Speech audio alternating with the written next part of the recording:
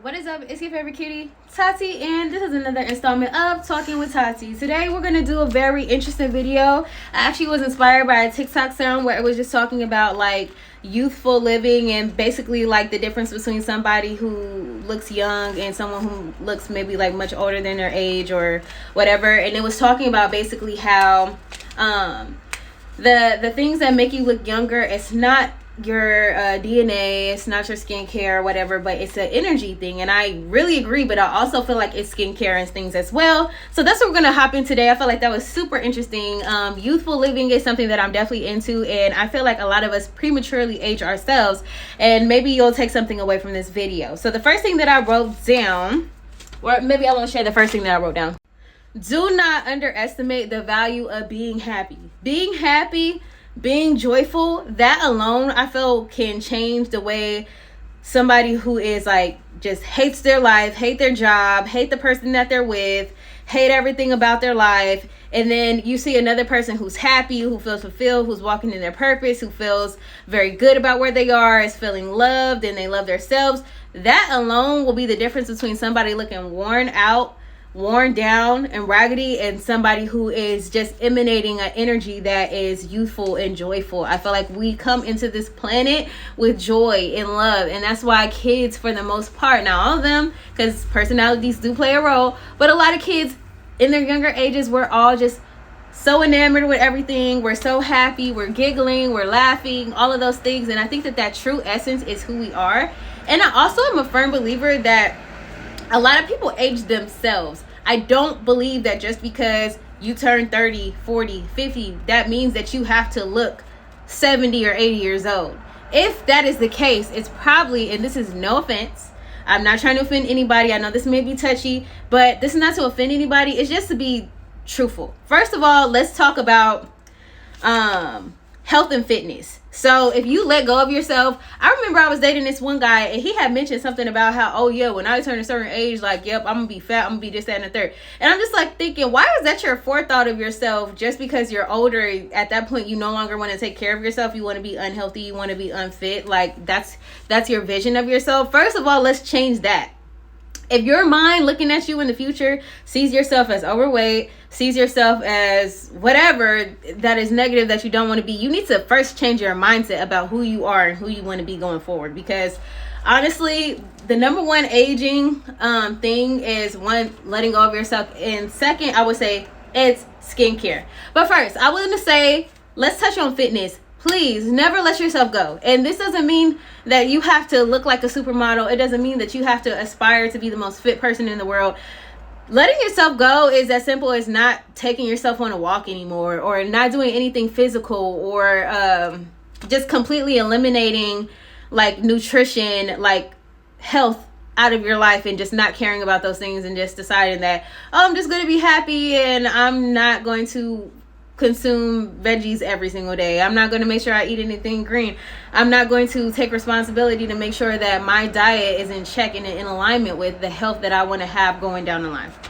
That's number one. If you're not doing that, then I don't know. I just don't feel like it's the best. Okay. And I know that this is not one size fits all, because it's just like there are plenty of people who look fit that are not actually fit. So when I'm talking about fitness and health, I'm talking about how you actually wake up feeling, how you move around this world or lack thereof, and the things that you're consuming. There's plenty of people who are smaller and they don't eat well, they don't exercise, but that doesn't necessarily mean that they're healthy. And I feel like having a vitality to you, there's something about moving your body. Never stop moving. That's why I love to dance. I go to the gym, I do martial arts, whatever, because moving your body and staying in motion is a part of health and fitness. And we're meant to move. You're never supposed to, you stay still when you go to sleep and when you die. Okay.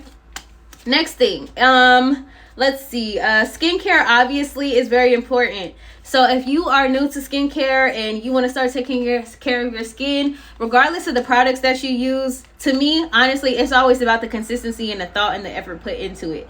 My belief is, even though it's better, if you can afford the best of the best, like washes and retinols and all that stuff, by all means, get it. But if you do not, start with the simple intention of taking better care of your skin. Make sure you have a good cleanser, you have a nice toner, you have something to moisturize your skin with, and then getting like some retinol or some sort of retinoid for your sleeping time, and then you're wearing sunscreen every single day. Non-negotiable. Okay, if I don't wear sunscreen, in my mind I'm like, oh my god, like I'm thinking about it and I'm very upset that I skipped that step, which is why I'm trying to keep some in my car and in home, just in case I'm ever rushing out.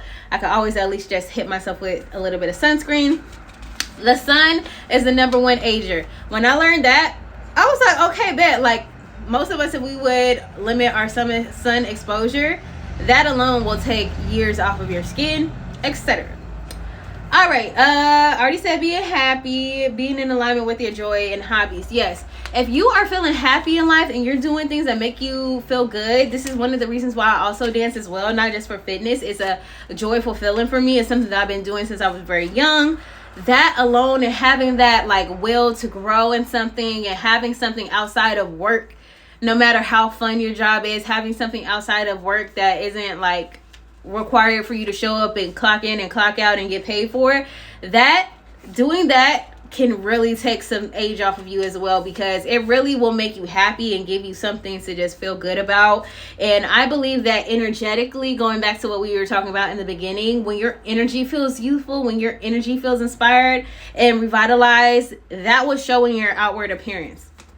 Speaking of appearance, the last thing, one of the last things that I want to talk about is never stop dressing fun, or like never stop wearing colors. I noticed that a lot of people, as they get older, they start to feel like, oh, it's not mature for me to wear these bright colors. And I actually heard a conversation about this when I was in a salon, and the ladies were sharing about, like, you know, how she's never going to stop wearing color. And I think that's very important. I feel like what we wear and our outward expression can say a lot about us. And I feel like even when if I make it to 90 years old, even when I'm 90 years old, I will still throw on a pink hat. There's no age limit to looking and feeling vibrant. And even though that you can make like different choices as far as what kind of clothing pieces you're going to wear to be age appropriate, you still can give off a very youthful energy that will have people thinking that you're much younger than what you are.